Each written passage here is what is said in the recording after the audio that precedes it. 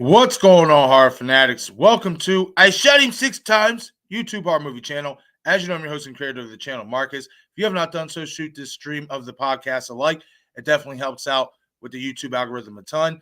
As well as if you happen to be a new viewer coming across this stream, if you like horror movies, if you like the horror movie community, shoot that like button, shoot that subscribe button, as well as that notification bell, so you get all the latest content updates to the channel. As well as if you'd like to become a member here to I Shot Him Six Times YouTube horror movie channel, shoot over to the channel dashboard, shoot that join button, and choose what level membership best suits you. Okay, everybody. So as you know, as you read in the thumbnail, this is going to be episode 11 of I Shot Him Six Times horror podcast, and got a couple things to talk about today. Over the last few days, there's definitely been some interesting news that has broken. I just read about Jenna Ortega signing on for Iron Man 3. That's going to actually be the first topic we talk about today because obviously that has an impact on Scream 7 and her possible appearance in that film. We're also going to talk some Nightmare on Elm Street, who could obviously be the new Freddy Krueger. Will Heather Langenkamp come back now that, Robert Englund is not going to be playing Freddy Krueger anymore? As well as Leprechaun. There's going to be a new Leprechaun movie coming out, and I just dropped that video right before the stream started talking about it, and we're going to talk about it a little bit more in here because I am super excited for it. Fingers crossed that we can somehow get Warwick Davis. I think it's possible. I said in the video why I think it's possible. We're going to explain even more here. But Jennifer Aniston, I really would like to see that, especially with the way that horror, like the classic horror movies, have been trending in terms of requels and legacy characters coming back and all that stuff. To me, Jennifer Aniston's character as Tori Redding is probably the most underrated final girl of all time. You don't really hear nobody talk about her as a final girl. And I think she was in a fantastic final girl. I thought that Jennifer Aniston rocked her role as Tori Redding in Leprechaun in 1993's original film. So I definitely think that she should, get the flowers that she deserves. And I would like to see that happen. And we'll get more in depth into that. But first, I'm going to check out you guys' comments, see who's all in here. I greatly appreciate everybody who's able to stop in this afternoon. Okay, and Adrian, I forgot that. Thank you, Adrian. I see your comment saying great premiere. I forgot that being that you are not a moderator, you can't leave a link. So the last time I told you to leave your email, and then I was just going to basically take it and delete it so nobody else got it. That was my mistake. I forgot about that. You know what I mean? So what I'm going to do, Adrian, because I don't mind everybody, obviously, if you're a subscriber here and all that stuff, I would assume you might have my email. If you don't, I don't mind because it definitely does. It's a nice diversion from Instagram because there's so many messages that I get on Instagram. So if you have something that you want to talk to me about or ask me about, shooting me an email is a little bit better because it's just not as cluttered. But I'm actually going to drop my email right now in the chat box.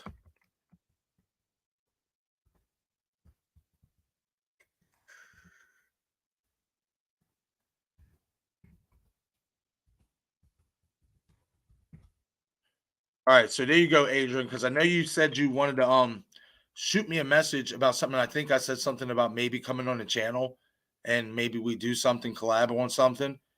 Yeah. What's up, Scott? I seen Scott was here at 12:30. I don't know if you're still here, Scott, but what's going on? I hope you're having a great day. Denisha, what's going on? Okay, so you know what? This is bugging me, and I'm gonna fix this right now, Denisha, because I don't know why it didn't. I don't know why it took your wrench away. I'm not understanding. I can't see your wrench next to your name. So if you have a wrench, Denisha, let me know. But I'm actually going to check it right now.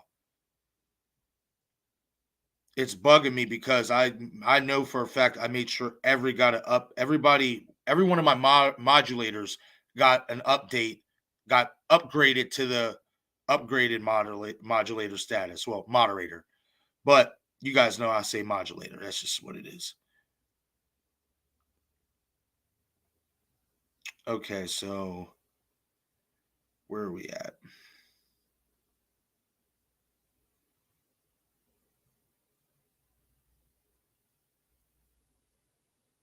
Okay, so let me take care of Denisha real quick. Check this out, see if it's working. Okay, Jamie says she does have a wrench. Okay, it's showing up here on my phone. Let me take care of Denisha. You can hear the background noise. It's not showing up here on StreamYard. So, okay, good. Now I don't have to make no changes. Thank you, Jamie, for notifying me of that. I can see it on my phone.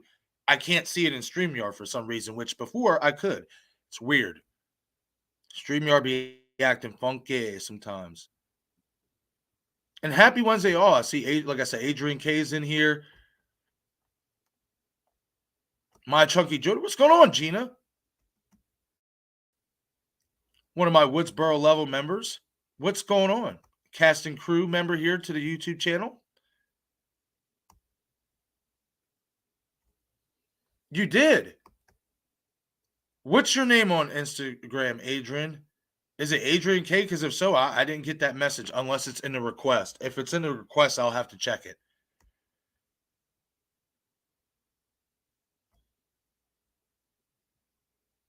They did before, though, Jamie. They did. That's how I was able to, like, obviously know everything about, if everybody had a wrench or not. Because I remember before I made Carrie one or whatever. Well, I know for a fact before I gave Carrie one, and for some reason it didn't save. I don't know why. But before, it showed me that you guys had wrenches. So I know. Ain't that right? Jamie saying, dude, I can't believe you and Des are going to be at Scarefest with Bearded too. Don't forget, Jamie. Eric's going. The Bearded Entertainment. He's picking me up. I'm buying his ticket tomorrow. I'm buying myself's ticket and Destin's ticket a while, so we can have that squared away. And Eric's coming to pick me up, and then we're going to pick Des up from the airport, and let's go. I'm excited. I cannot wait. This is going to be so much fun. Okay. I see you, Adrian. Okay. I'll check it out. I'll check it out in the request. If for some reason I didn't get it, then I have your name here, so I'll just look you up and send you a message. Yes, and Val's now going too. Everybody's going to be there. Michael from Movies and Beyond, Eric, the Bearded Entertainment, me, I shot him 6 times, Destin, Destination Station, you, Jamie, Val's going. I think there's a couple more people going too, if I'm not mistaken. It's crazy.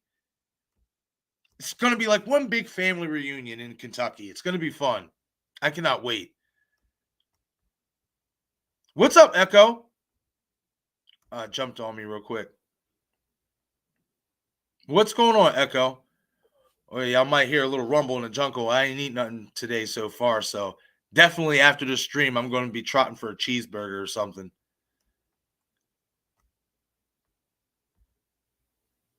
Okay. All right, Adrian. Yeah, I see. Say you also sent me an email, so I'll still check that too. Jamie said, I'll be staying at the Clarion near the venue. It comes with the VIP ticket.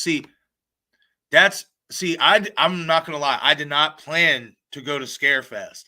So if I would have, like months in advance, I'd have VIP too. That's what I am getting for New York City Comic Con. I'm getting the VIP tickets. They have 2 sets of them. They have like the $250 ones and they have the $550 one. I really would like to get the $550 one, but if I can't, I'll settle for the $250. Excuse me.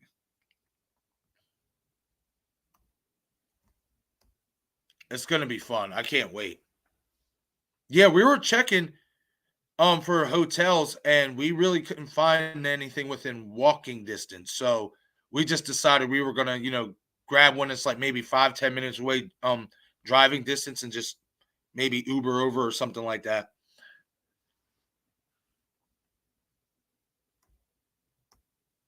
Okay, everyone. So I'm caught up with all you guys' comments. So let's get into some conversation here. Now, obviously, we also got the news. Let's start off with Jenna Ortega and this whole MCU universe stuff, and then I'm going to move on to Terrifier because We got that news about Terrifier 3. I'm excited for it. And it's also getting like a widespread release, which is really, really good because they've earned it. The way that they have promoted that franchise and built it up, that's top-notch stuff. I'm glad to finally see that they're getting a lot more notoriety. But well, guys, it is being reported that Jenna Ortega is gonna be in the new Iron Man 3 film. And as we already know, there is trouble in paradise when it comes to her return for Scream 7 because Paramount basically wants radio silence to get Scream 7 rolling now, basically. I don't want to say right now, but soon. They want radio silence to, in so many words, put a hold again on their Universal Monster movie.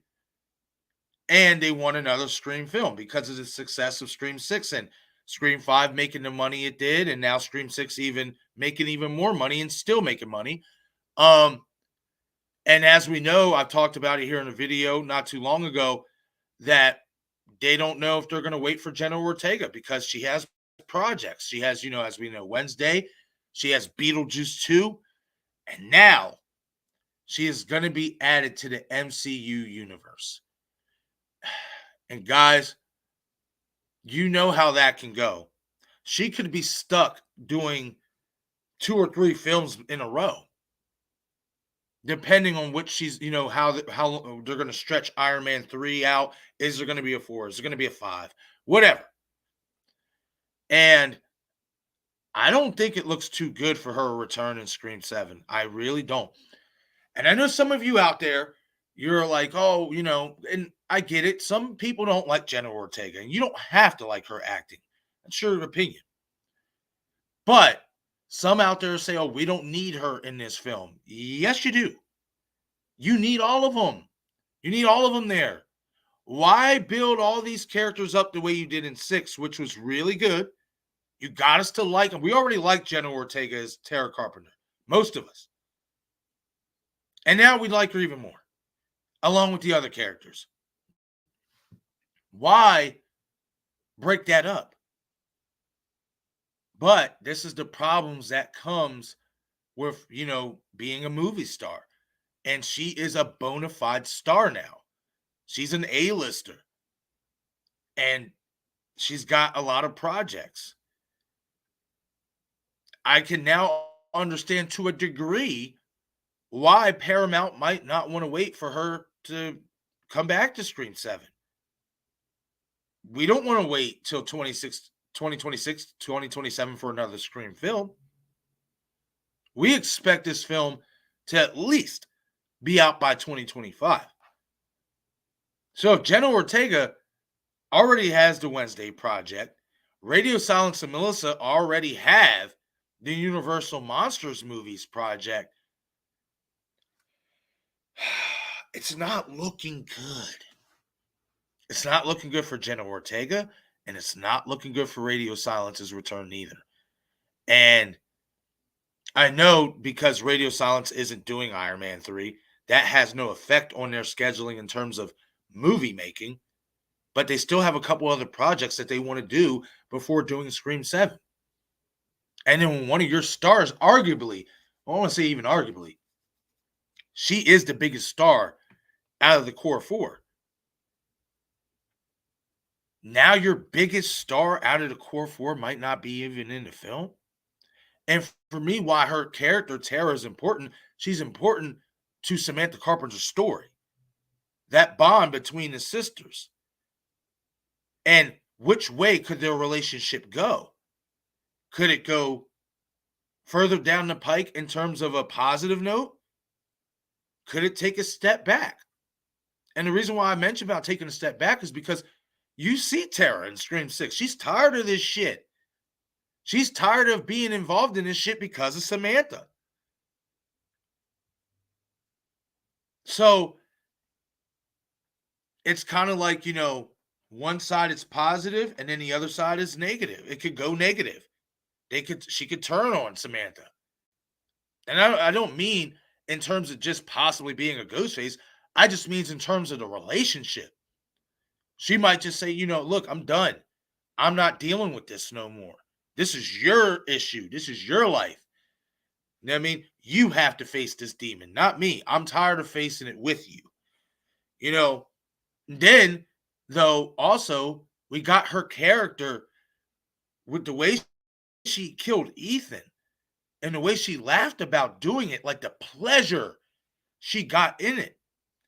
That is another key component as to why, in my opinion, you need her in Scream 7. You have to, there's a possibility you could explore that even more. Is she going dark? So there's multiple elements to the Tara Carpenter character that you could explore that I feel like if you don't have her in Scream 7, it could be a detriment to our storyline. Now, I've been also on record saying maybe she might be in this movie a little bit, and then we're going to get a Scream 8, so then she can be in it more. That's very possible. But this is another thing to look at too. What about her and Chad's relationship? Tara and Chad's. If Jenna's not going to be in this movie or not going to be in this movie much, does that mean her and Chad are kind of going to be like Dewey and Gale in Scream 3 where they separated again? Like, well, this would be their first time separating because in Scream 6, they basically got together. So is Scream 7, are they not going to be together? Or, like, how's that going to play out? This, news of, Jenna Ortega accepting to sign on for Iron Man 3 is a big deal. It's a big deal when it regards to Scream 7 and her availability. Oh, guys, I don't know. I hope that she's going to be in it. I hope they can figure something out. But it ain't looking good. I'm scared, y'all. I'm scared. Shaking. I'm getting scared. Shaking in my boots. Oh, man. Okay, let me get back to some of you guys' comments here. Let me know what you guys think about that. What do you guys think about Jenna Ortega signing on for Iron Man 3? Do you guys think that this is going to even hurt her possibility of returning to Scream 7 even more? Because if I'm Paramount now, I'm not going to lie. I'm looking at Radio Silence and said, see, told you. This is why we don't want to wait for her. She keeps signing on to different projects. And now you have to ask yourself this question too. As if she keeps signing on for other projects, does she even want to come back for a Scream 7? I don't know. Dropped my damn phone. Fortunately, I got a good case for it, so I don't have nothing to worry about. But it's interesting, you guys. So let me know what you guys think about that. What do you guys think about Jenna Ortega signing on for Iron Man 3? Do you think that means she's not going to be in Scream 7? It's possible. It's possible.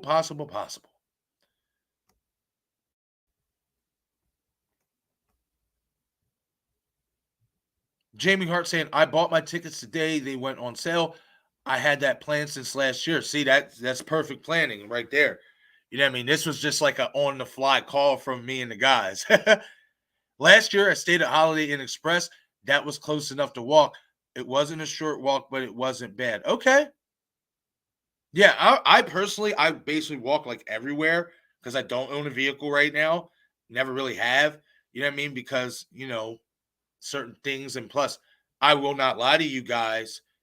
Originally, not anymore, grown up. But when I was young, like I had like this phobia that I would never drive because it's not that I'm scared of driving itself. It's people who would scare me, the way they drive. You know what I mean? And stuff like that. But now that I'm like a lot older, I'm just like, yeah, I definitely want to get a car, but I have to sort out some legal things and I'll leave it at that. You know what I mean? You guys, who have known me here now know I have not lived the cleanest life. You know what I mean? And over the last 5 years, I have been. So, you know what I mean? Sometimes things, it progresses a little bit longer than others.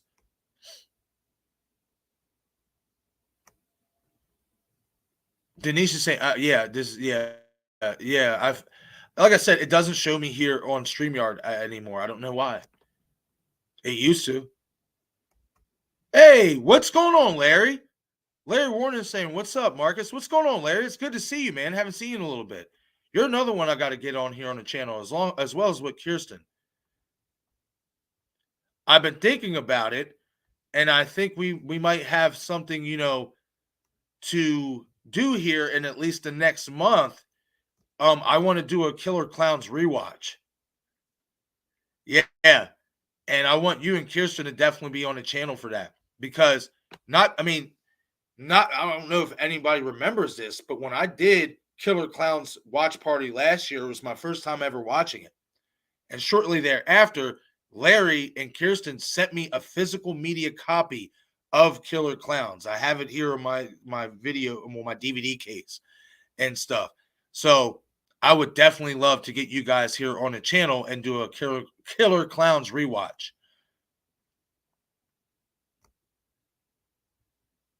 That's true, Larry. See, Larry makes a good point. Larry says, I think she wants to be in Scream 7, but why would she sit around and wait? Yeah, that's true. There's money to be made and projects that can get done.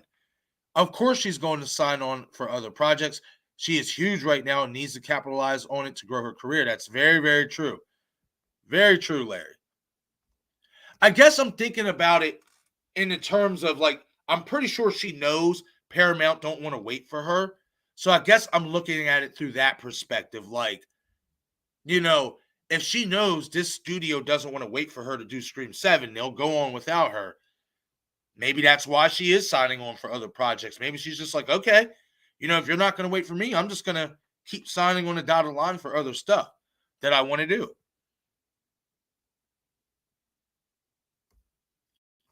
And see, I'm glad I'm not the only person who ever felt like this. Gina's saying, I don't drive because of people. I don't, listen, I personally, I know I need to get a car, and this is just for me, just because I want to be able to travel when I do go to these conventions and stuff. And sometimes I don't always want to fly because driving can be cheaper. So that's like the main reason why I really do want to get a car now than ever before. That's really about it. In terms of driving itself, I'm not really too keen on it, but it is what it is. Jamie Hart saying, I drive, it's overrated. You're not the first person who's told me that. Yeah, absolutely, Larry. Yes, we got to get together for that. That's going to be fun. Y'all definitely turned me into a big fan of that. That movie it's amazing.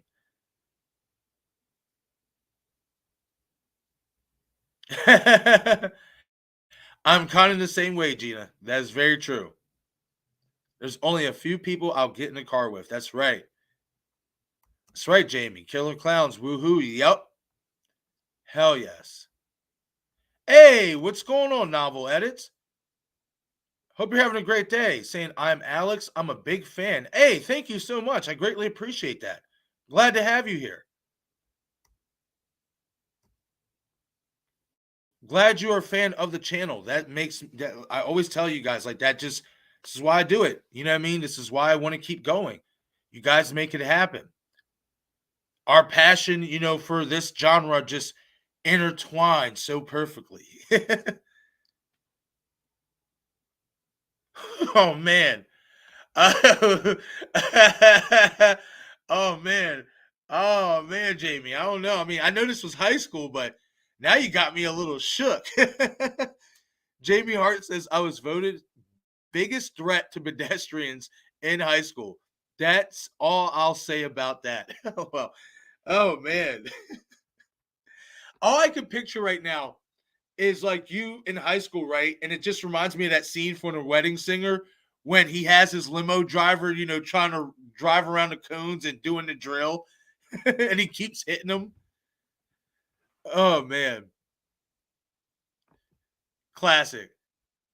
I never forget that scene. He just pulls up on him, and he's just like, like how? And he's like, you hit two cones. That could have been It could have been one of her bridesmaid or another person at the wedding, like fucking with him and stuff. I can see that. That's funny.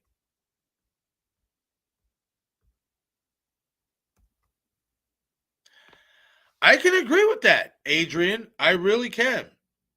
I think what it is about Art, he has this ability to go silent and be silent like Michael Myers, but he has an outlandish personality to him. And that's why I really like him. I will say, though, it's tough because Pennywise can be anything. That's why it's called It. And that's something that Art doesn't have. He doesn't have that ability to transform into anything else. So. But I can see why, though. It's 50-50 for me. I can see why one would scare the other more. My day's not going too bad. It actually turned out a lot better than what I thought because I'm not going to lie to you guys. I thought that I was going to have to make the stream for tomorrow because it was raining pretty bad here. And when it rains here, the connection is terrible. Doesn't matter if I have the Ethernet cable plugged in. Doesn't matter. The network is just terrible when it rains here. Fortunately, this was meant to be. Literally like 15 minutes before the stream was supposed to start, stopped raining and now it's sunny. That's how it is here in PA. It's like we'll get a good burst of rain for maybe like an hour or two, sometimes even minutes. And then it's sunshine all over again. So it worked out. It definitely worked out. That's right. They both can scare the crap out of you. Yes, they definitely have that. They definitely have their ways of how they can scare you. Ooh, that's a good question, Novel. Who do you think wins a fight between Pennywise and Art? I honestly do think Pennywise would kick the shit out of him just because he can be anything and he can be anybody. Again, Art doesn't have that attribute. That is a key attribute. It is basically supernatural. Pennywise is supernatural. So I'd have to go with Pennywise in that fight. Even though I could imagine the type of tools Art would pull out to try to beat him. That would be fun.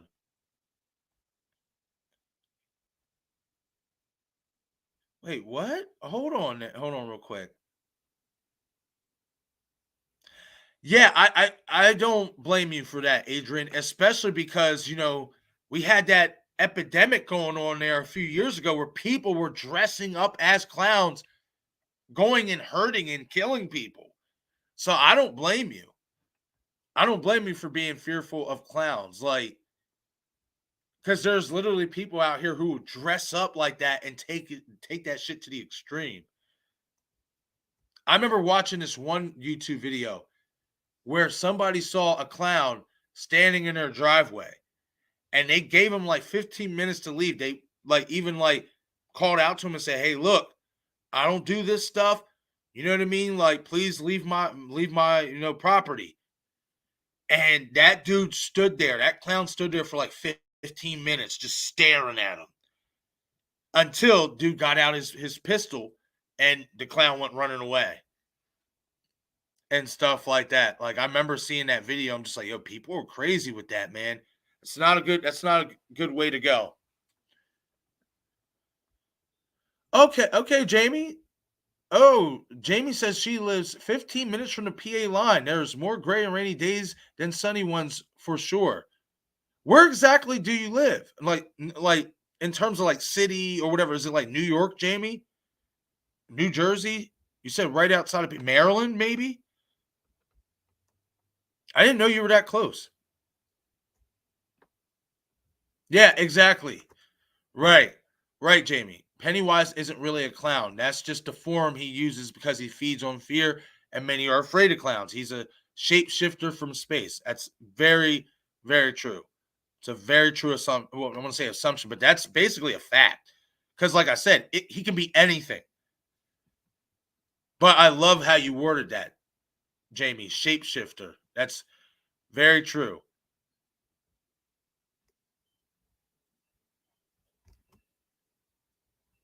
Novel edit saying, do you think Pennywise is the strongest horror character since he can become anything and play mind games with you and do more things?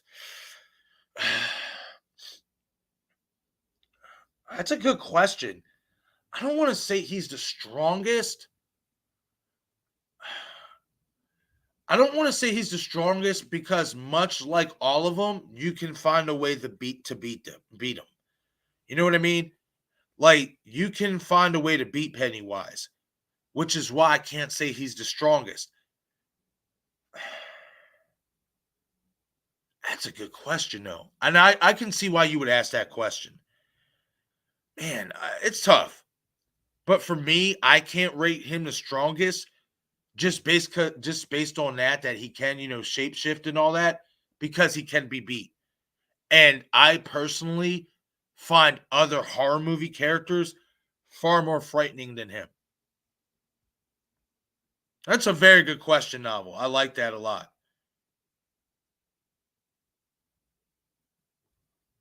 Okay. Okay, Jamie. Well, I know we're going to be meeting up in Scarefest and stuff, but I'm actually going to be in New York in October, the week before Scarefest. I'm going to be in New York for New York City Comic Con because I am getting John Carpenter. I'm not playing games. So I will be close to you even a week before we were actually physically in person meeting each other.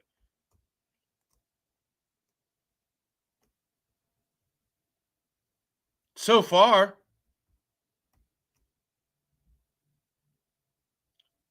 oh, okay, Gina. She said, I kicked the clown where it hurts when I was 8 as he touched my shoulder and was acting creepy. Hey, yeah, I don't blame you. That is some weirdness. I mean, that is true, I guess. Like you could say, yeah. I mean, you could say that no one has found a way to beat art yet, and we are going to touch on art next. Yeah, I will say though, I think Sienna is the key. I don't know, guys. Like, I'm going to be talking a lot more about Terrifier here in the coming weeks, but I don't know, man. I think there's a chance that art could be they pops, man. I could be wrong. Maybe that's an outlandish theory, but I don't know, man. Like I really do think there's a possibility Art the Clown could be them kids' dad. And the reason why I say that is because you gotta remember, if I'm not mistaken, they said their dad committed the S word. As we've seen in Terrifier 1, Art kind of did the same thing. I'm just saying. I'm just saying, y'all. I'm just saying. How wild would that be? It'd be nuts. Okay. So, speaking of art, let's talk about Art the Clown. Obviously, we got news that Terrifier 3 is obviously happening. We already got that news like directly after 2 happened, but now we got even more insight because they're actually getting a worldwide widespread release, which is different from 16 and 2022. 2022 obviously did elevate its promotional. They definitely get a lot more than what they have for 2016 behind it. But now they're in the big time. Now they're getting all types of promotion for it, which is such a good thing because they deserve it. You talk about a guy, Damien Leone, who has built this franchise from the ground up in so many words. Like from basically being low budget, if you want to say it was low budget in 2016, to increasing the budget in 2022 and getting even more of a better backing to now they're now basically a worldwide phenomenon. That's how you build a horror movie franchise, y'all.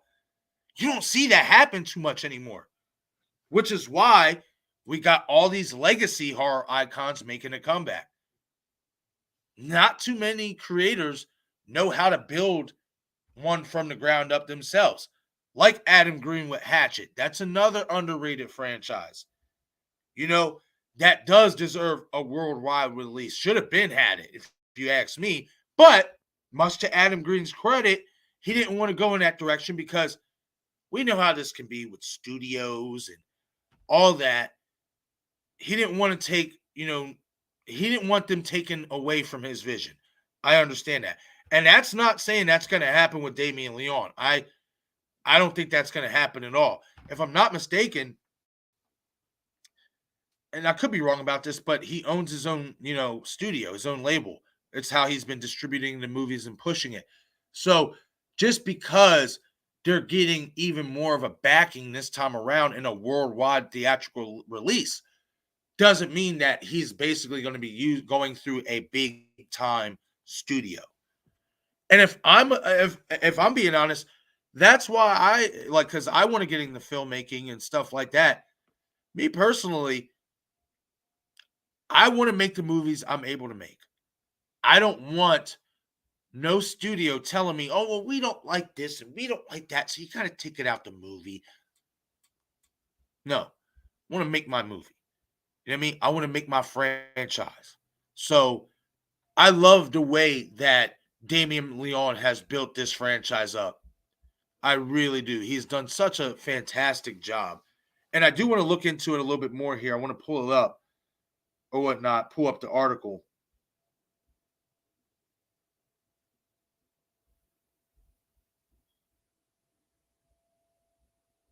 Just for better context on what is exactly happening with Terrifier 3.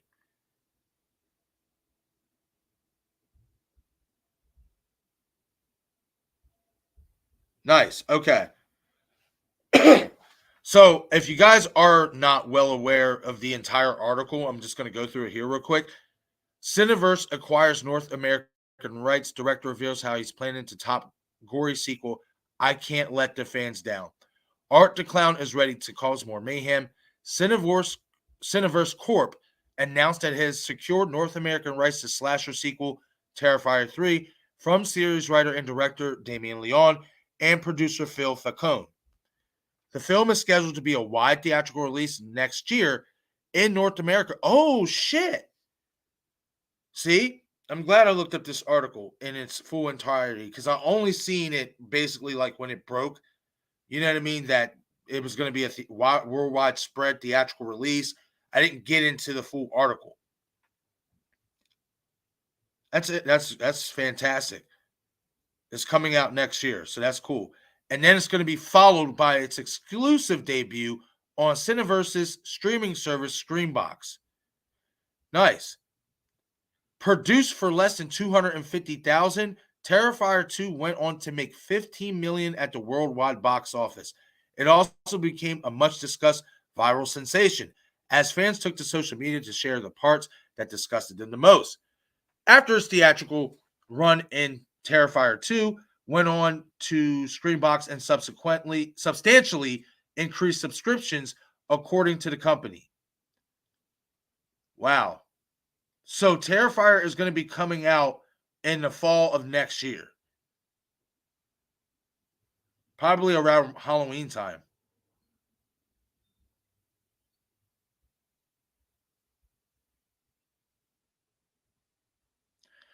Wait a minute, though. Okay, so that means, all right, so they got the rights off Damien, but he's still going to basically be the guy directing it and all that stuff. Okay, I got scared for a second. Not going to lie. That's what's up. Because I remember when Terrifier 3 was first announced, it was supposed to be released in 2025. So the fact that we're getting it sooner, that's what's up. Excuse me. I'm excited for it. Like, I am so excited to see where this story is going to go. The implement of Sienna and her brother, I can't remember his name off the top of my head. I haven't watched Terrifier 2 in like about 2 months. But that storyline is so fascinating to me because it can go in so many ways. And I want to know what their father, even though I think it's a possibility Art could actually be their dad, I want to know if he's not, what's the real connection between Art and the dad? How did the dad have these visions of Art the Clown? So I'm really ready to dig more into that rabbit hole. It's going to be fun. I cannot wait for Terrifier 3.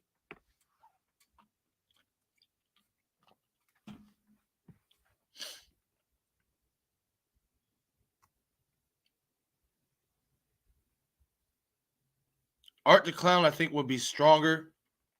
Adrian says. I mean, again, I don't think so just because of the supernatural element of Pennywise. But Art, he's kick ass, man. I love him.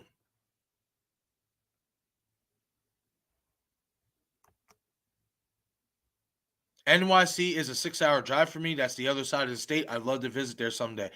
I've been there, I want to say once or twice. I've been to Times Square once, I remember. Beautiful. Love Times Square. Novel Ed saying, I agree with you that Art the Clown is their dad. It's possible. Let's go. Glad I'm not the only one who feels that way. I really do. It's possible, y'all. Like, man, that would be so nuts. That would be crazy. I would love it. Absolutely would love it.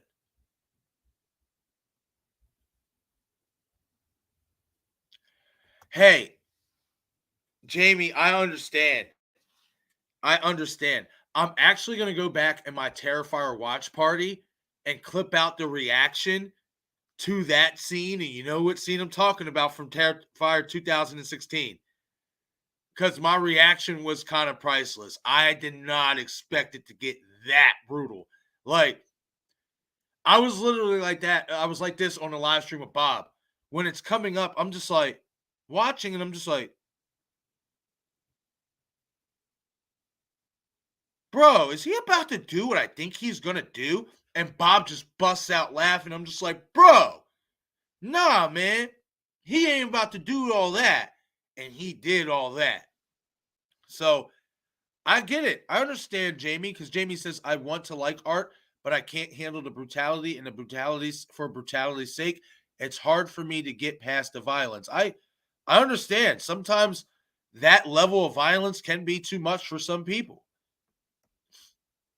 I understand. Trust me, like I said, I did not expect it to be that brutal. It made Hostel, that scene in Hostel when Homegirl snips off the you know what, it made that seem like light work.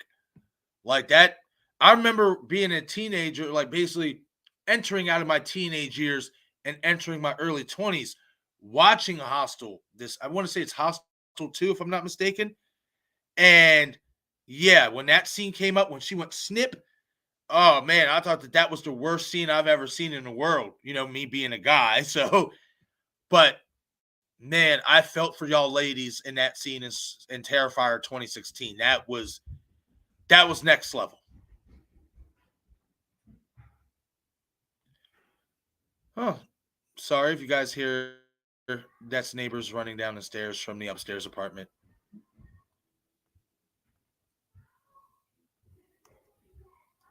Yeah, I agree. I think it's possible. My favorite Ghostface, it's honestly a tie between Stu and Charlie. I love Charlie Walker. I do. I think he's one of the most underappreciated, underrated Ghostfaces. Like, we're not talking about the character in himself outside of the Ghostface costume. We're just talking about as Ghostface. Charlie and Stu, right there for me. You know what I mean? Because I how can you not have Stu Macher on that top of the list? And just for me, like I said, Charlie Walker, when you talk about a violent Ghostface, like somewhat over the top in kills and brutality, bro, nobody has topped him yet. So I'm saying nobody has matched his level of intensity and brutality underneath that Ghostface costume. That's why I rank him so high. That's why I love him as a Ghostface. Because in a time where we were so used to Ghostface kind of, we were used to the each of the killers having their own style, what have you. We weren't used to a Ghostface who was really with it. You know what I mean? That brutality behind it, that aggressiveness, that swinging like that. You never really seen that up until you met Charlie Walker. So that's why Charlie's up there for me, man. Like, he really is.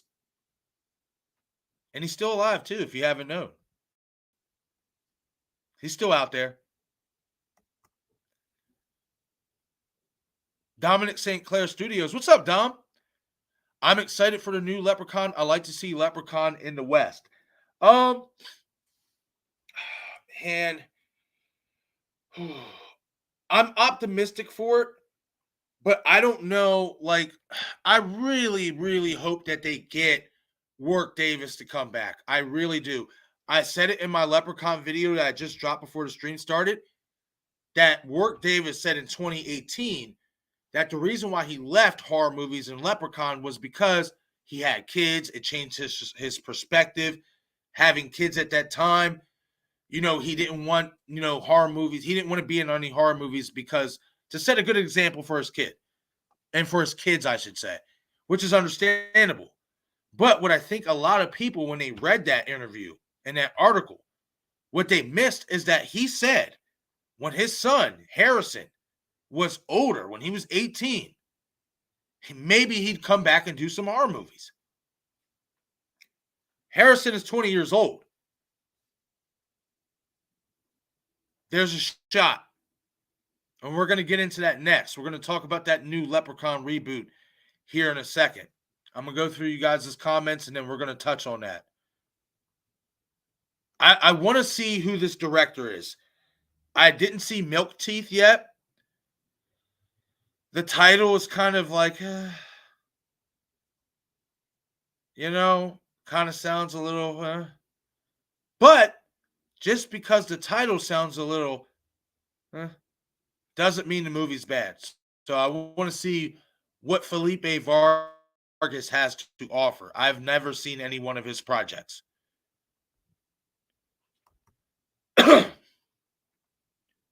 Dominic St. Clair Studios saying, oh, maybe the clown is his long-lost brother. Ooh. And Art is their uncle. Ooh. I like that. I like that too. That's very possible. That's a good one, Dom. That's very, very possible, which is why there's that connection between the father and Art.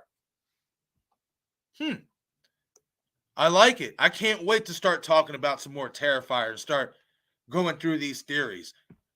I'm actually going to hit up Killjoy Jake to link up and collab with that because I know he's huge in the Terrifier. I'm going to tell you this.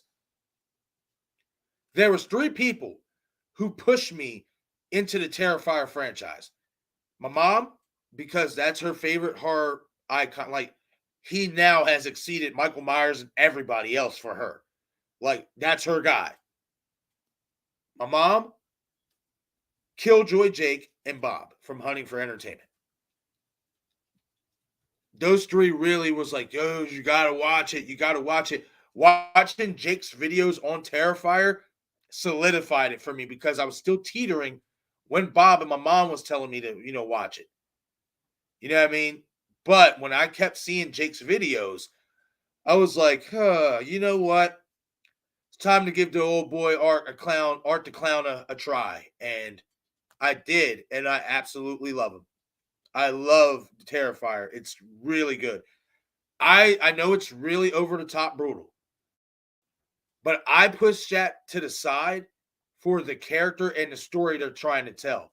And I think, especially in Terrifier 2, we really have an interesting story that is at hand, and it's going to expand into 3. Excited for it.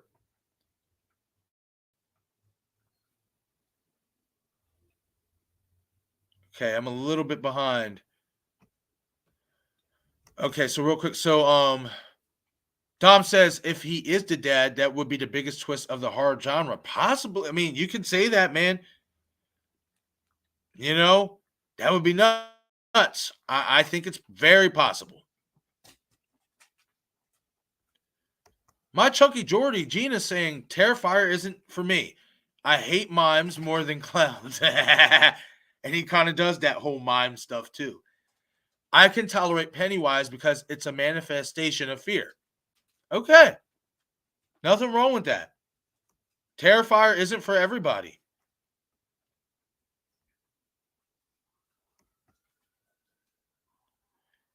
Dom saying I was not fazed by the kills in the Terrifier films. I wasn't fazed by them neither, but man, that one, the splitting, y'all know what I'm talking about. That one, man, it still gets me. Still gets me. Yes, that's right. Novel edits. Charlie Walker is so underrated. That's right. You hear that, Jamie?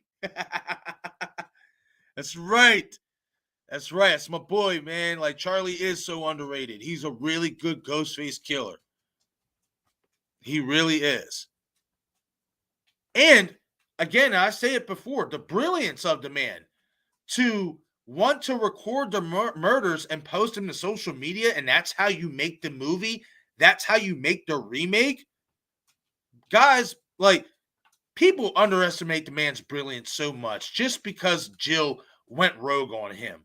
Like, I think when you really look at it from the perspective, and she even said it herself, he was the idea man, not her. He was the mastermind, not her. Got to give my boy his props, give him his due diligence because he was a smart dude. I just think he really thought that Jill was for him. Like, I think he really thought that Jill was about him. And that's where he went wrong. It happens to the best of us. You know, I never, you know, I never saw into it that much with her portraying him as him basically getting punked or played, because when you are doing what they are trying to do in terms of making a new movie, you really think that somebody is there to, do this with you, a collaboration. You really think that they have your best interest, so I don't know. It is what it is, though. I definitely do think Charlie is underrated, and I think he's still alive.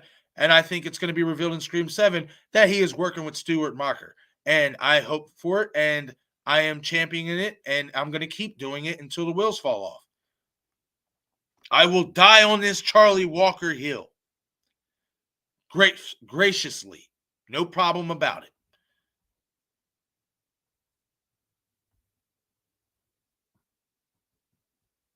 All right, so let me catch up with some of you guys' comments here because I'm a little bit behind.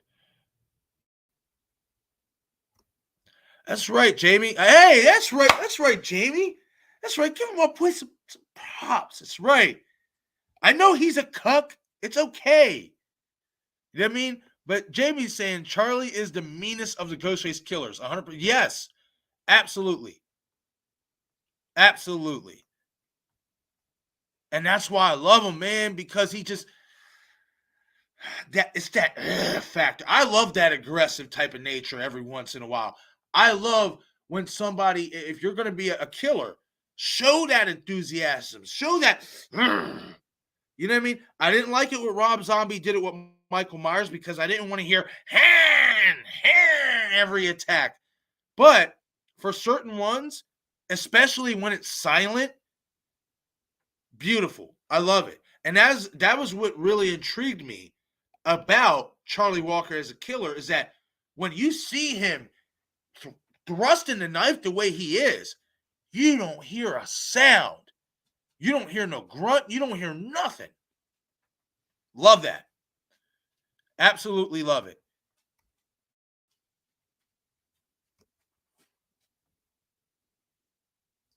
Okay, that's what's up. See, I'm not the only one who believes that. It's possible.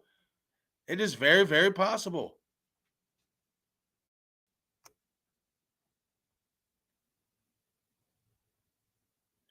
Jamie Hart saying Hostel is messed up. Rich people paying to torture and murder people just because they can. Yeah. Real quick, I'm going to go grab something to drink, guys, and then we're going to touch on this or whatever, because I think that really happens in real life. I could be wrong. I really do. But I'm going to go grab a drink real quick, guys, and I'll be right back.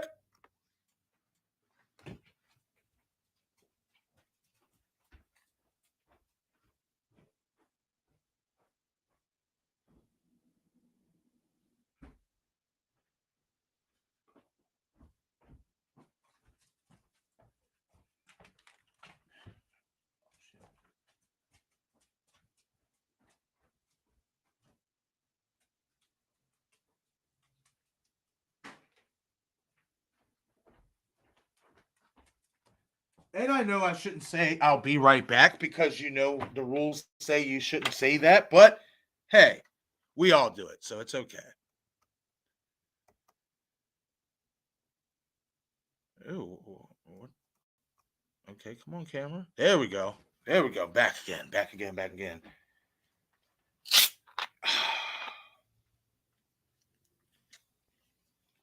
Yes, wild cherry Pepsi is better than cherry Coke. Even though regular Coke is better than Pepsi itself. Hi, Oreo. What's up, girl? You guys already know the dogs are hanging around. What's up, Don Boy? What's up, man? What's up, buddy? All right, so let me get back into this real quick.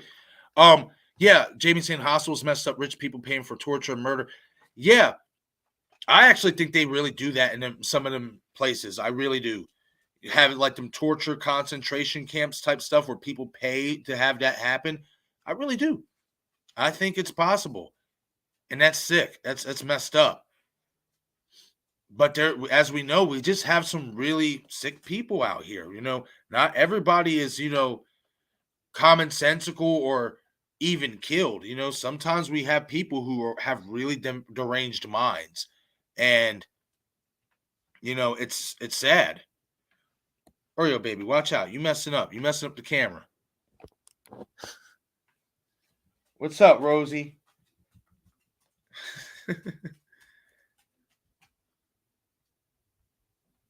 Okay, so let me get back down here to some of you guys' comments. Ooh, whoa,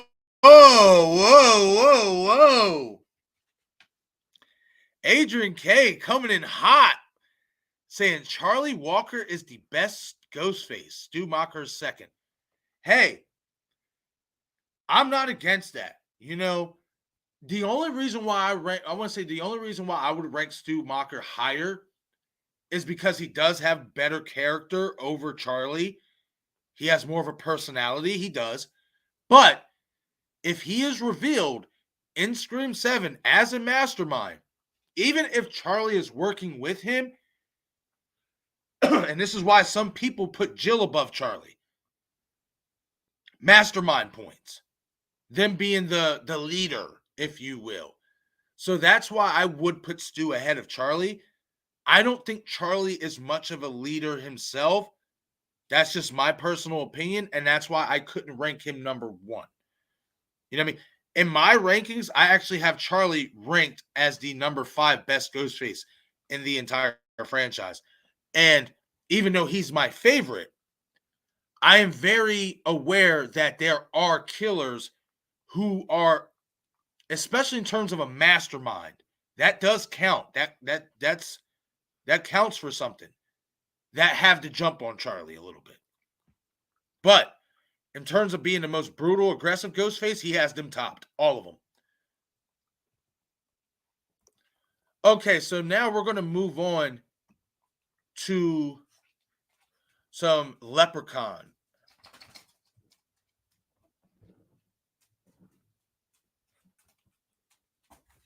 Oh, Ziggy wants to see Oreo. Okay, hold on real quick.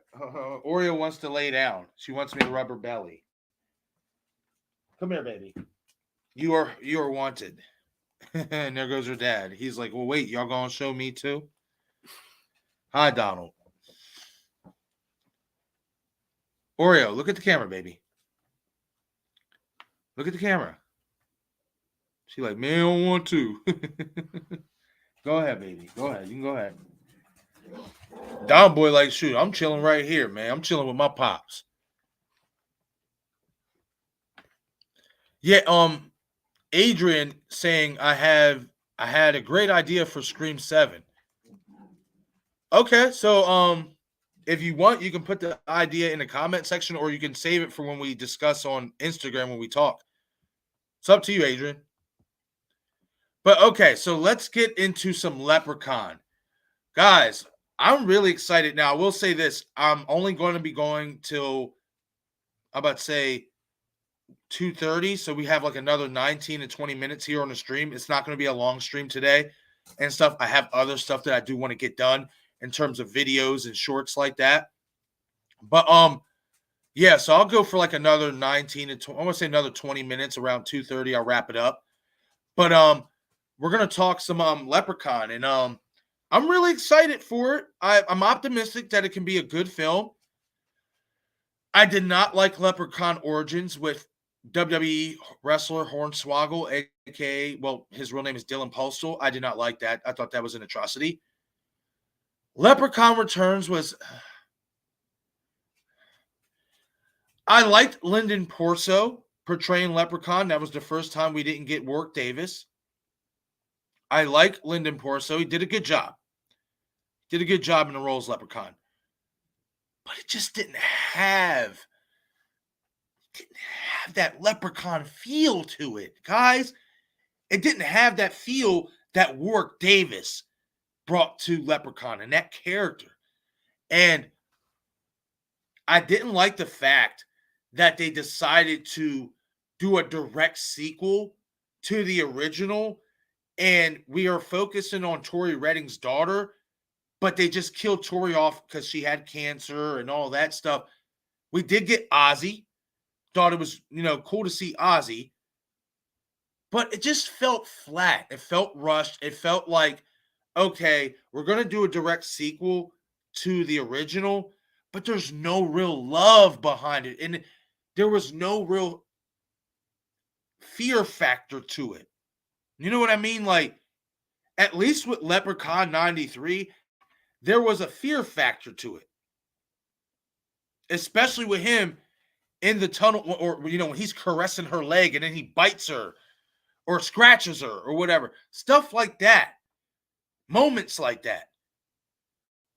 This is why I have an issue with these sci-fi films, because they're so watered down. The best thing sci-fi has ever done was the Chucky TV series, because they don't water it down. Everything else they water down. So we have a director in Felipe Vargas who is going to be penning and directing. Well, he's going to be directing this new Leprechaun movie. Lionsgate is a distributor. It's going to be interesting to see if it goes into theaters. I want it to. But in my opinion, if you're going to have a box office draw, you got to have both Warwick Davis and Jennifer Aniston back. Forget Leprechaun Returns. You can do that. You can forget all about that and do a new direct sequel to the original. A more proper direct sequel to the original. One that is going to make us fucking feel something. Because, and I said this before, I think I said it in my video, or I even might have said it at the beginning of the stream here. Tori Redding, as a final girl, might be arguably the most underrated final girl of all time. She was kick-ass. Jennifer Aniston was kick-ass in that movie. She was a spoiled little brat. But one thing about that spoiled little brat is that she would at least defend herself. She wasn't no punk. She had character. Like, I really think if Leprechaun, and they're talking about reviving the franchise, right? So you want to resuscitate the franchise. You want to re-blow this thing back up. Well, how do you do that? You do that by getting the people back who brought you to the dance in the first place. Jennifer Aniston and Warwick Davis. Now, Warwick Davis said in that interview a few years ago that he wouldn't do horror movies because of his kid. But as I said earlier, his son is now 20 years old. His daughter is 26. They are adults now. So he might have a change of heart. He might. And he's only 53 years old. He's still very young. That's the beautiful thing about Warwick Davis. Unlike some of our other horror icons. Brad Dourif, he's 73, 74 now? He's up there. Robert Englund, about to be 76. Nick Castle, pushing 80. Warwick Davis is only 53 years old. He still has some juice left in the tank. Like, we have to get him back. Leprechaun does not feel like Leprechaun without him. It doesn't. He made that role. He is the Leprechaun. He is what that character is. He embodies what that character is. So for me, if Lionsgate wants this to really be revitalized and they want to bring some new life into the franchise, go back to what made you great in the first place. Get the stars back and then pass the torch on to a new crop. I'm not saying you can't pass the torch on to Tori's daughter. You definitely could. But do it in a way to where we actually get to see the iconic final girl. We didn't get to see Tori Redding's character in Leprechaun Returns. That's why I absolutely hate that direct sequel. So we're going to focus on her daughter, but what about her? Can we get one more showdown with her and then pass the torch on to her daughter? Or her son, maybe?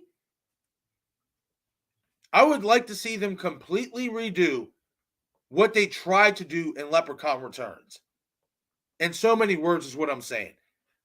But get Jennifer Aniston back on board and get Warwick Davis back and then fill out the roster from there.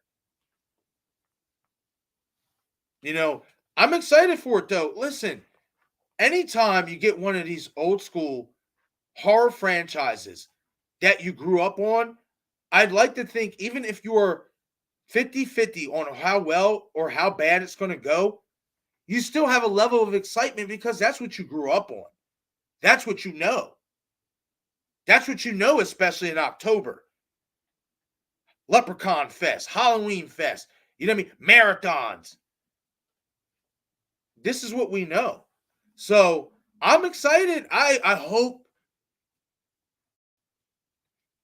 Felipe does a good job. And this is why I'm going to watch Milk Teeth to see what type of director he is. And I'm actually going to do a video talking about Milk Teeth and what I think he could bring to Leprechaun, if it's whether it's good or bad. So it's going to be very interesting to see what this director is about, how, he goes about, in terms of ambiance, setting. Oreo, stop, baby. Oh my God. Come on. Stop it. Come on, Oreo. You got to chill out. Chill out, baby. I know you want to play right now, but I'm doing a live stream. But yeah, I don't know about this guy, Felipe. I never even heard of him. You know what I mean? So that's another reason why I'm like, you know what I mean? We'll see.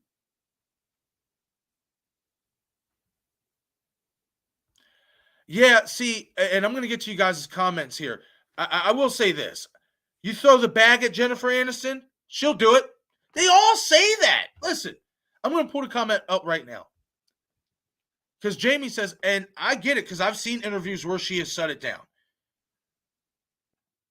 Jamie Hart says, Jennifer Aniston won't do it. I heard that if it gets brought up in interviews, she shuts it down. Listen, at some point,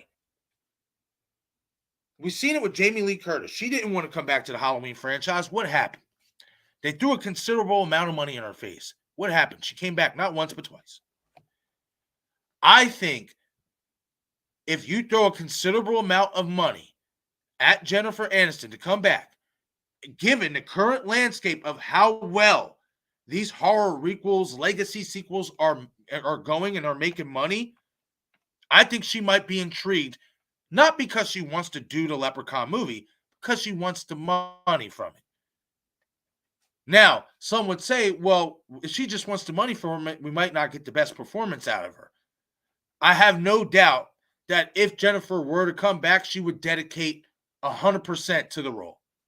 No question about it. I mean, I just think it could happen, guys. Like, listen, there's so much money to be made. We say it all the time. Money talks, bullshit walks. If I'm Jennifer Aniston and Warwick Davis, I'm looking at the landscape of the horror genre right now, and I'm saying, you know what? I may have said years ago I wouldn't come back to this, but to secure the financial, gain and success off of it, especially for my family, I'm down to do one more.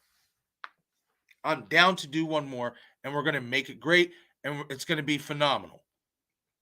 You know what I mean? Like, I think it could happen, guys. Like, now, I'll say this. If it doesn't happen and they don't get Jennifer Aniston back or Warwick Davis, is it a blow for me as a fan? Yes. But will I still give it a chance? Absolutely. You know what I mean? Because again, I think Lyndon Porso did do a really good job playing and replacing Warwick Davis. I hate even saying replacing because you can't really replace him. But he did replace him in Leprechaun Returns. And he did a really good job. No doubt about it. But again, it just doesn't feel like Leprechaun unless you at least get Warwick Davis back. So I'm going to be doing updates on it. I'm going to be keeping a close eye on it. And we'll see when it's going to be released, who's going to be in the cast. Is it going to make it to the box office? Is it just going to be on streaming? We'll see.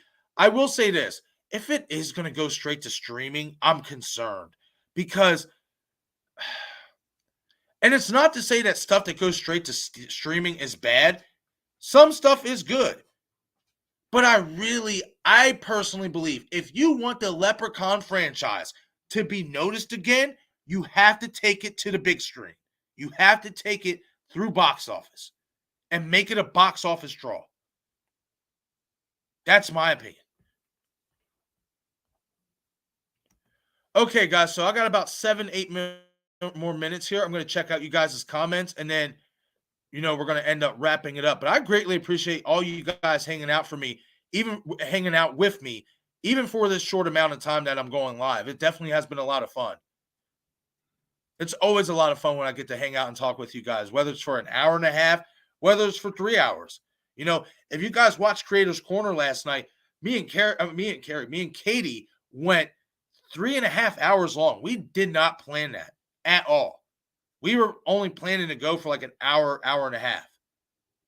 But because the conversation's always so great and we were having such a good time hanging out, talking with you guys in the chat, we went longer than expected.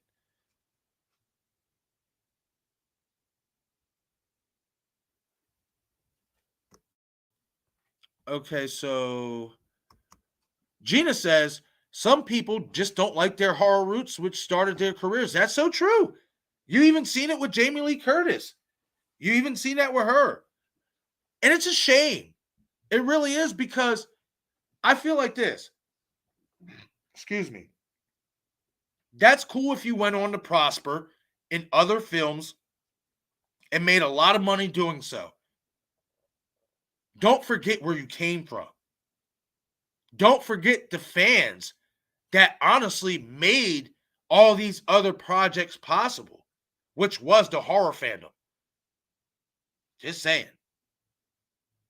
A lot of those actresses who went on to be bigger draws in other movies that outside of the genre, they owe the fans for making them that big, because us loving them in those horror films is what got them other roles. It definitely saddens me when I see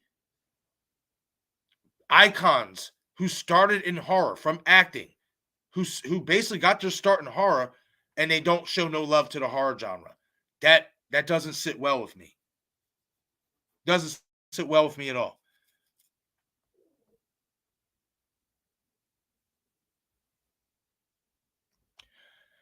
I agree with that, Dom. I really do. If it's not going to be her way, there's no way. And that's why subsequently I did not like Halloween Ends. It doesn't have anything to do with Corey Cunningham and the direction they went. At the end of the day, why I do not like that film is because that was for Jamie Lee. And she wanted it was her way. because she didn't get her way with Halloween H2O with killing Michael. I respect it. I understand it, but I don't have to like it. And I don't. I think that type of selfishness really brings down what could have been a great movie. That's just me.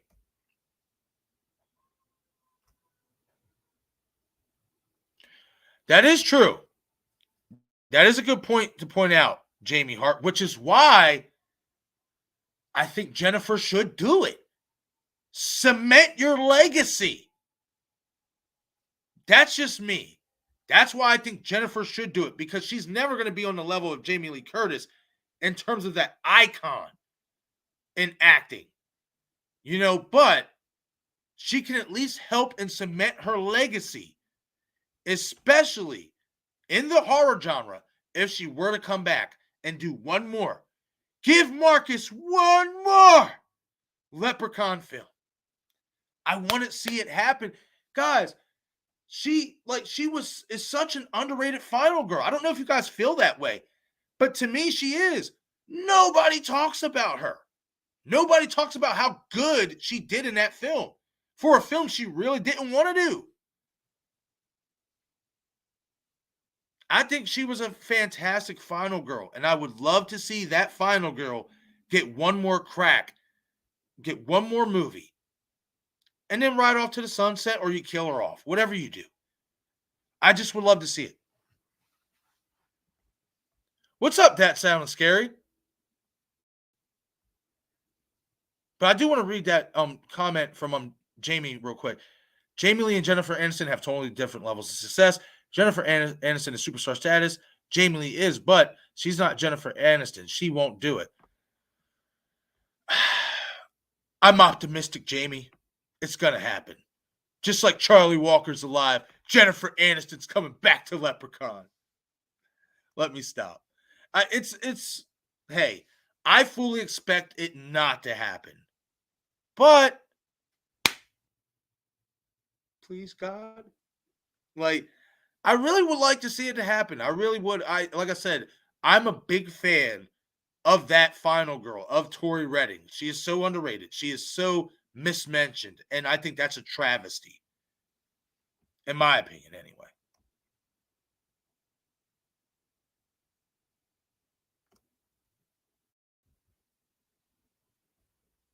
That is true. I'm just speaking more in terms of legacy.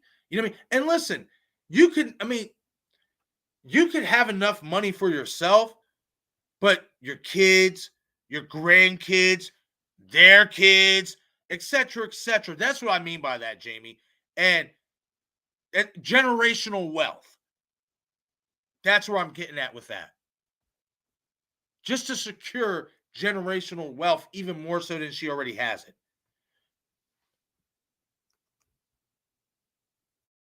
And she still is very, very hot. She's very, very hot still.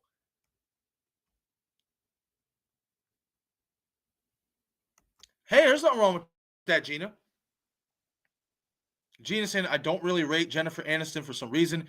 Didn't really watch Friends, but when I did, I liked Courtney. Hey, nothing wrong with that. Jen's a good actress. She's a really good actress. You can just say she just doesn't do enough.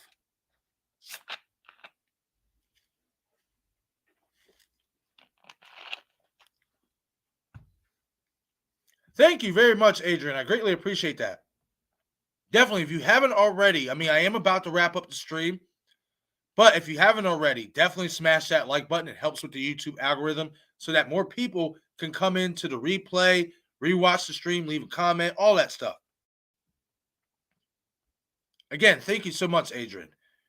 And I will be getting a hold of you here shortly after the stream. I'm first going to go grab me something to eat. I'm hungry.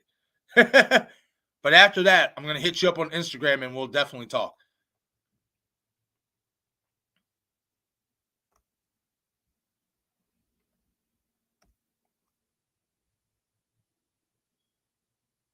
Gina says, I just meant character of women. Rachel was always stuck up. As I said, didn't really watch Friends. Yeah.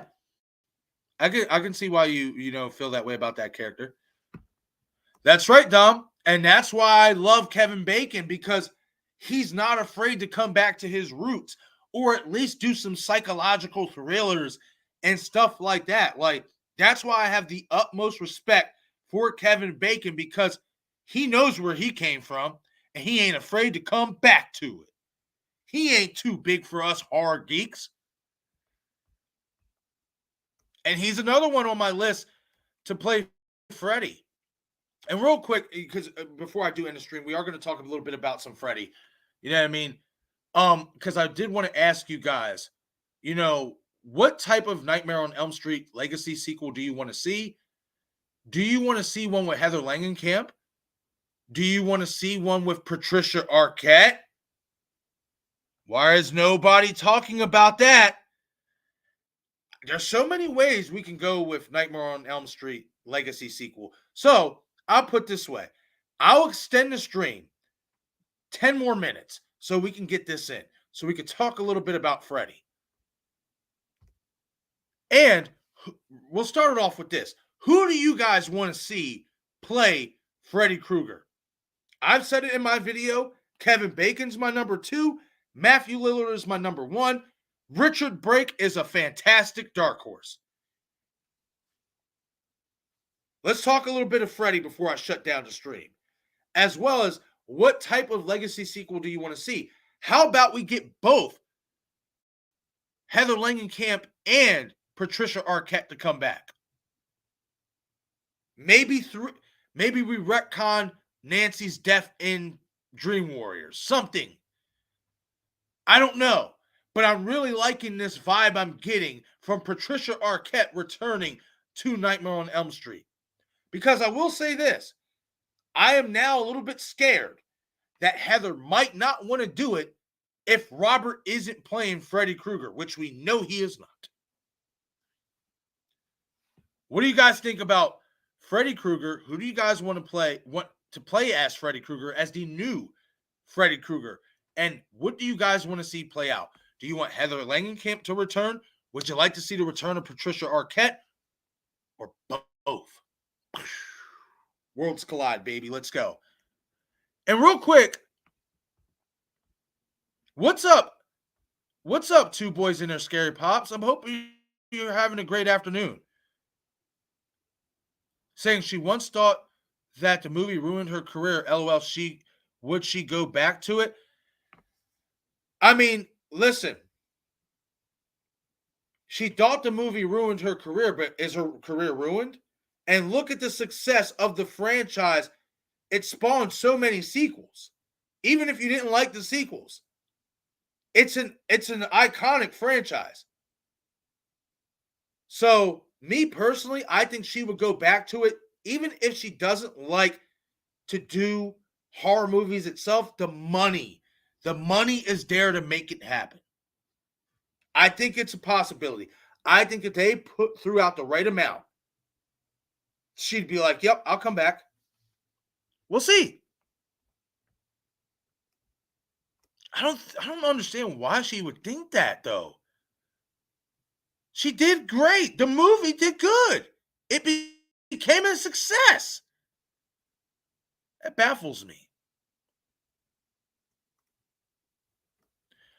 I'm not gonna lie to you, Adrian. I never really got into The Walking Dead. There's only certain zombie stuff I can get into. Like World War Z was actually a really good one because of how many and how crazy there was.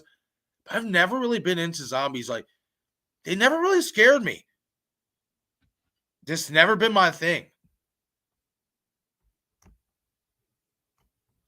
Hey, the general. Val's views in the comment section. What's going on, General? How you doing today? Hope you're having a great afternoon, Val. Always great to see you. That's very true. See, that's what I said too.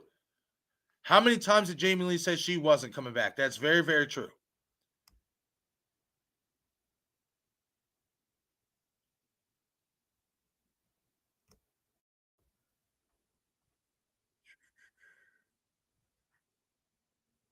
Okay, Denise Lane saying, I am watching Lifetime movie. It's getting good too.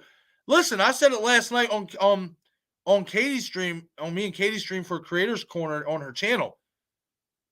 Lifetime movies are underrated. They have some really good thrillers on Lifetime. They do. Office Space. Huh. I might have to look that up. Never heard of it. Is that like a horror movie or is that just like a drama or something like that?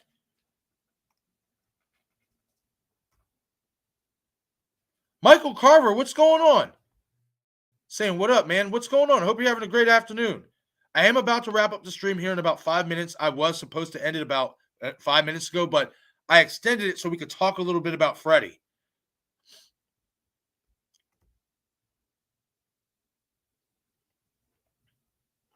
I agree. I agree with that. Kevin Bacon can be an amazing Freddy Krueger, says that sounds scary. I think so too. I really do. I think he would rock it out.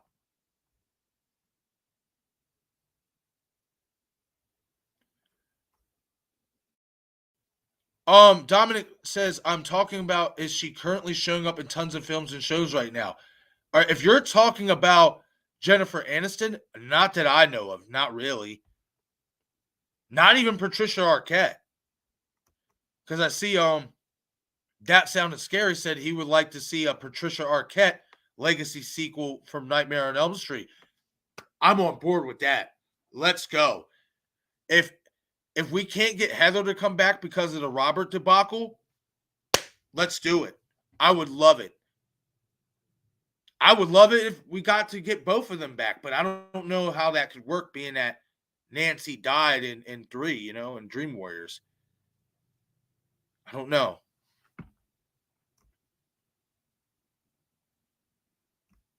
Really? In the original Children of the Corn? Let me know. That's interesting. I never knew that. Wow. Yeah, let me know about that too, boys. The original Children of the Corn, not the remake. Yeah, definitely let me know about that. Michael Carver says, I want to see with Heather. Hey, I'm on board for that too. She wants to do it. I just don't know now if she wants to do it, being that Robert isn't going to be coming back. We'll have to see. I'm on board with either one of them, Patricia or Heather, or both, as I stated. I would absolutely love it.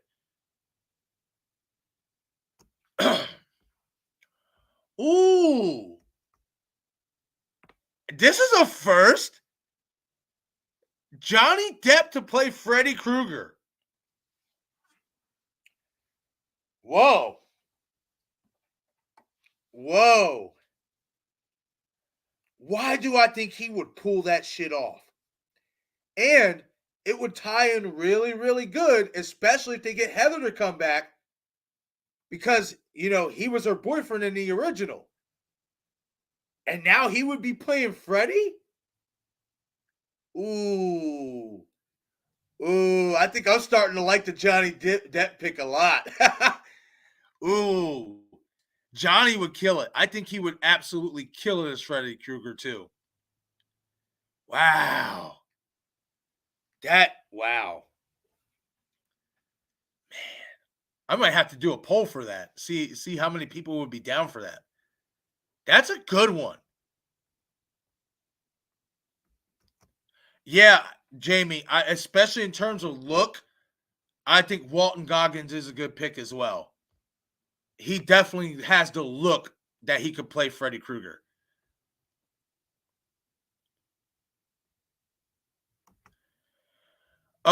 Dominic asking, is Jennifer Aniston talked about right now on Deadline or Variety?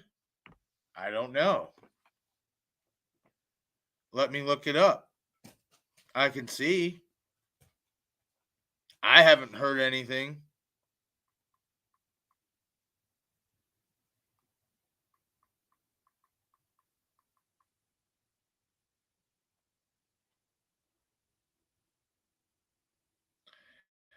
Yeah, it's just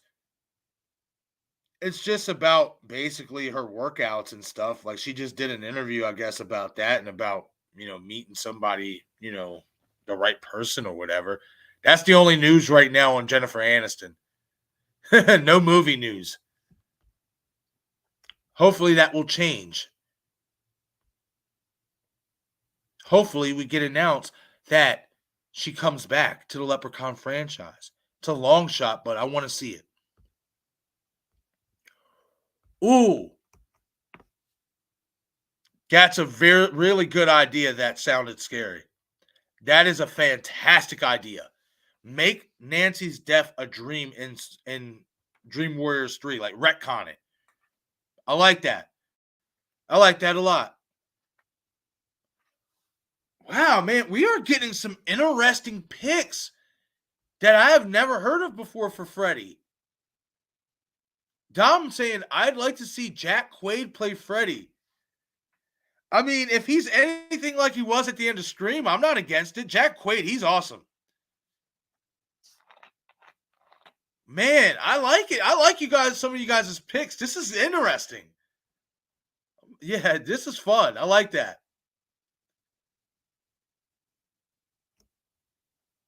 Right. So two boys in a scary pop saying always a great one when hanging out with I shot him 6 times. Thank you for that, Eric. I greatly appreciate you. Love hanging out with you guys too. That's why I definitely wanted to at least get a live stream out here today, hang out for a little bit and talk some horror updates because really hasn't been too much going on. It's been a little bit quiet. You know what I mean? So I was looking up some things and I'm just like, all right, you know what? Let's do a live stream together and let's talk about it for a little bit. I agree, Dom. Didn't ruin her career. That's what I'm saying. If anything, it launched her career. Like, hmm. Yeah, I don't see how she thinks that ruined her career. Maybe that's because she never envisioned doing those type of movies.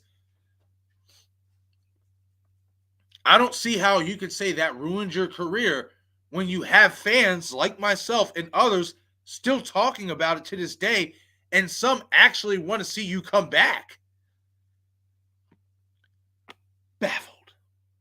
Baffled.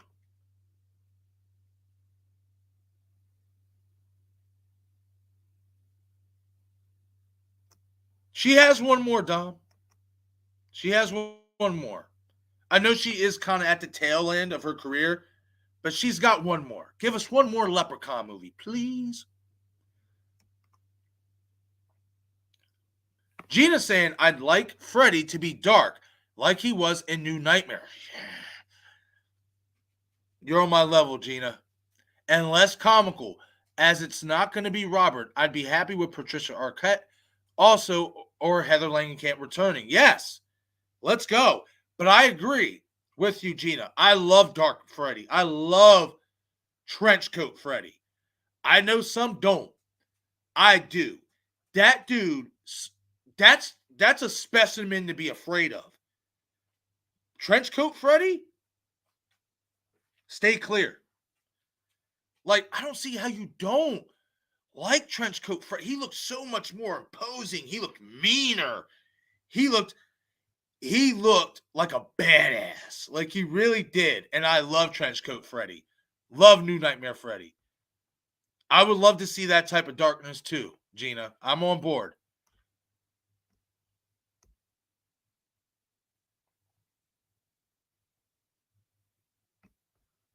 Okay. Well, Kyle, thank you for stopping in today and showing so much support and having some great ideas.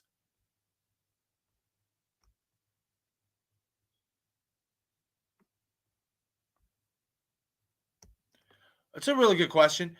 Eric from Two Boys and a Scary Pop saying, do you want to go younger with Freddy to keep the franchise going? Yes. Yes. Even though Matthew Lillard is in his early 50s, he's still got some years left. He's got some juice left in the tank. That's why I say him. Now, Kevin Bacon, he is up there. So maybe he would not be the best choice for Freddy, but I still think he would make a really good Freddy Krueger. We'll have to see.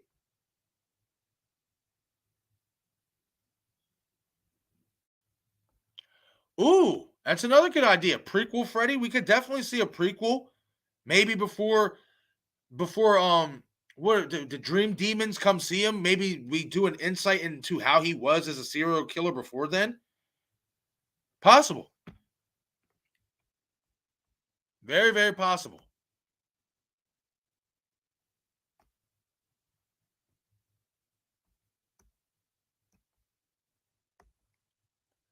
Okay, so let me zoom forward here because I am about to call it a day on the stream, guys. But I do want to get through you guys' last round of comments here.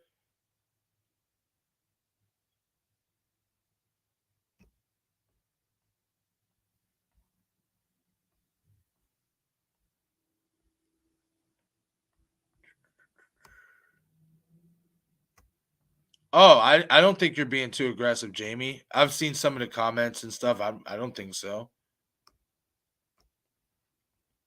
Oh, that's awesome, Kyle. Thank you so much. Say, Marcus, you are awesome. I'll be joining soon. Great. That's awesome. I love it. Would love to have you as a cast and crew channel member here of I Shot Him Six Times YouTube horror movie channel. I greatly appreciate every single one of you guys' support. It's amazing. Also, because I am about to shut it down, but I really enjoyed those Freddy Krueger ideas. Like I said, I'm going to make some polls and we're going to get some conversations going. Johnny Depp, Jack Quaid. I said Matthew Lillard and Kevin Bacon. Let's go. Let's see. Let's see what people are talking about when it comes to Freddy. But I do want to point this out. I am going to be having some more live streams coming. I am going to go live tomorrow night. I'll have that stream posted and ready before the end of the day. So check out the community tab. I'm not 100% sure what exactly I'm going to be talking about in that live stream, but we'll figure it out.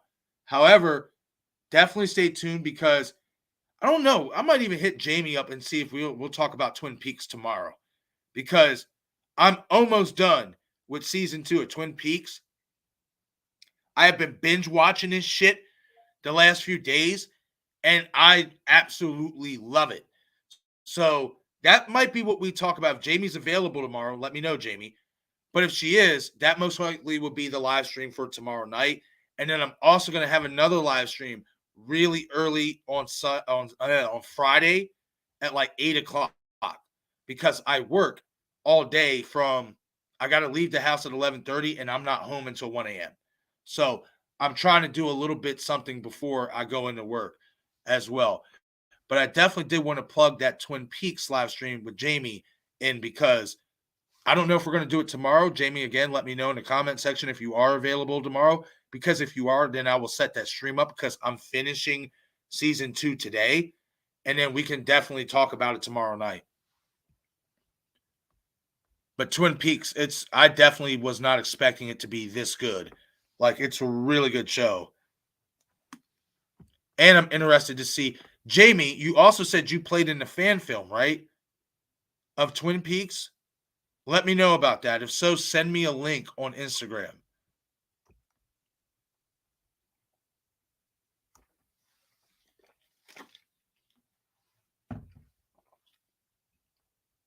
Ha!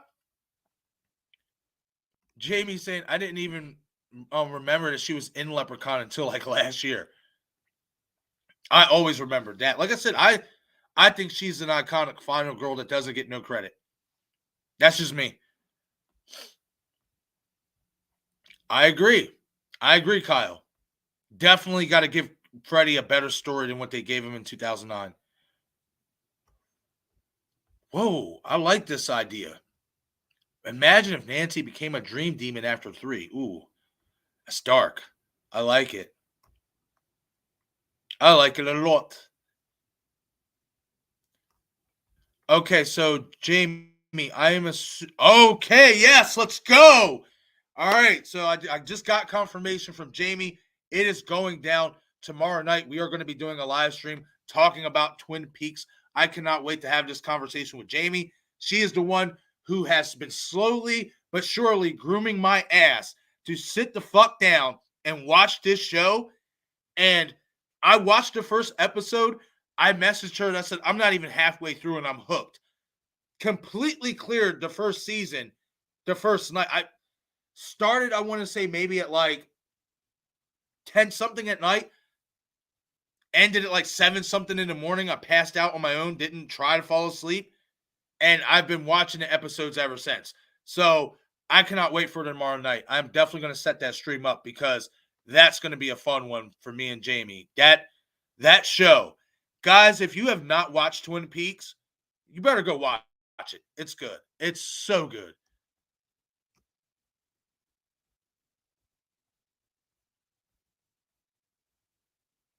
Right, absolutely. And I've seen you guys, kind of going back and forth a little bit in the chat. It was nothing over the top. Listen, we can all agree to disagree. You know what I mean? As long as we all are treating each other as family with respect and dignity, there's nothing wrong with having a difference of opinions or anything like that. Or being a little, how can I say, being a little animated. There's nothing wrong with that as long as you're not being disrespectful about it. That's why I didn't even say anything because I saw the comments and I'm just like, oh, that ain't nothing. That ain't nothing. You guys are having a spirited debate, if anything, and I love that. I love that because that means we have something to talk about. You know what I mean? Like we have something interesting to talk about. I love that. So let's keep it going.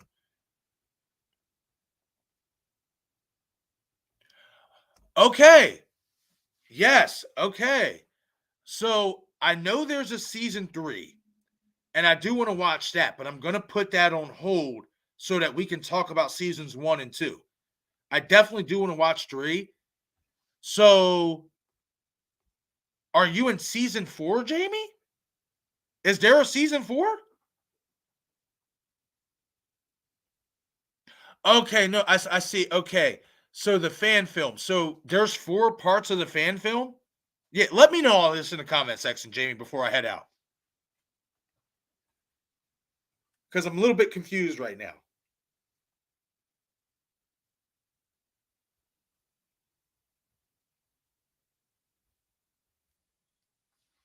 Bro, check it out. Bro, listen. It's from 1990. Old school. The cast is fuego, bro. Fuego. They got Piper Laurie. You remember her, Carrie? They're all gonna laugh at you. The mom. They got her. They got a young Cheryl Lee who played in John Carpenter's Vampires and other stuff. Laura Flynn Boyle. You remember her in Men in Black? What is it? Kyle MacLachlan. He's played in a lot of stuff. Showgirls, all that shit. They have an all-star cast. Miguel Ferreira, like they have a bunch of people in Twin Peaks, and it's so good. So good. Yeah, Kyle, definitely. Thank you for stopping in and hanging out. I will catch you later as well. Kyle saying, I'll catch y'all later, fam. Stay scary, fam. Absolutely. That's right. Yeah, definitely, though, Dom. Check it out, bro. It's really, really good. You won't be disappointed. Oh, okay. All right. So after the stream, what I'm going to do is come back in the comment section because I see the link here, Jamie. I'm going to go make me some food. I'm going to come back out here and I'm going to start watching it. And then in between that, I might pause it so I'm not missing anything and get a hold of Adrian. So I got a couple things to do here. But yeah, I'm definitely going to get something to eat and sit down and watch the fan film, if anything. That's going to be fun.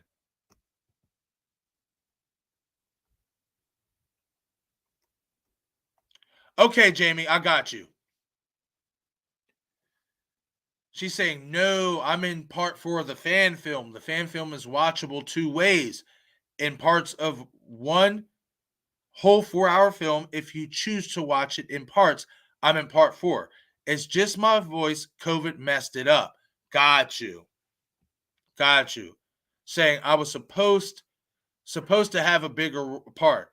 Hey, you know what though, Jamie? One way or another, I'm going to support it because you're in it, and I want to definitely check it out because you have made me now a fan of Twin Peaks, and I'm interested to see what y'all put together in these fan films.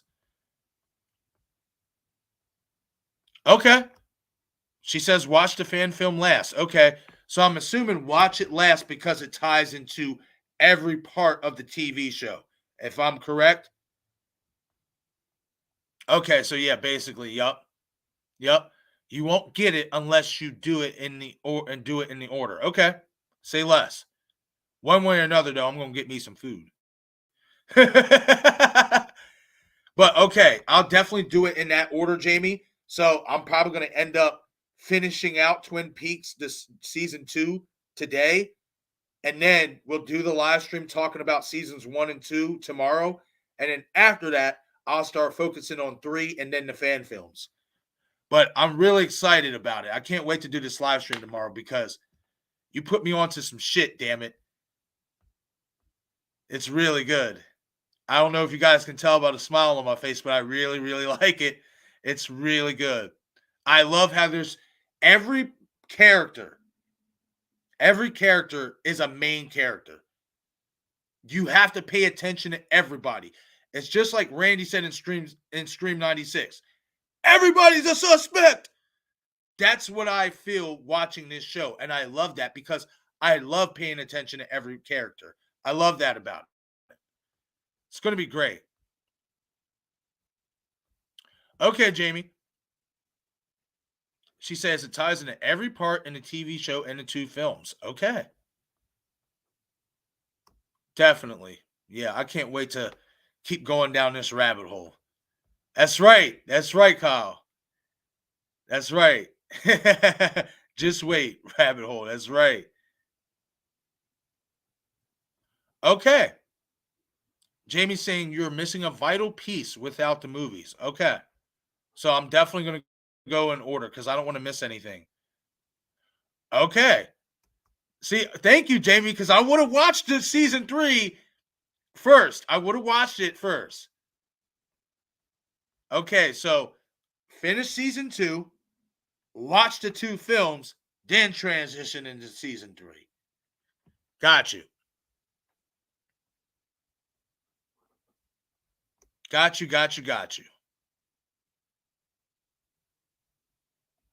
Well, Dom, so yes, there are 2 Twin Peak films according to Jamie, but you want to watch the first 2 seasons first, then watch the 2 films, and then come back and watch season 3 of Twin Peaks that came out in 2017, 2018.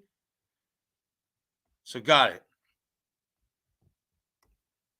Yeah, definitely, Dom. Check it out. Look it up. See if it's on any streaming platforms or if you have, any special sites, stuff like that allow you to view that stuff. Definitely check it out. You won't be disappointed. But okay, everyone, that is an end to the stream. I definitely had a great time hanging out here with you all for episode 11 here of the podcast. Again, I will be going live tomorrow night with Jamie Hart. Keep an eye out for the community post. I will be posting about it. It will be done before 8 o'clock tonight, so you guys can head over, hit the notification bell, hit the like button ahead of time, and join me and Jamie tomorrow night. I don't know exactly what time tomorrow we're going to go, but me and her are going to talk behind the scenes and figure all that out. But we are definitely going to be talking about some Twin Peaks tomorrow night. And as well as I also have some shorts coming out. I also have some other videos that I'm working on. So definitely got some content coming you guys' way, so stay tuned. But again, guys, this was definitely fun. Have a great day. I will catch you guys later.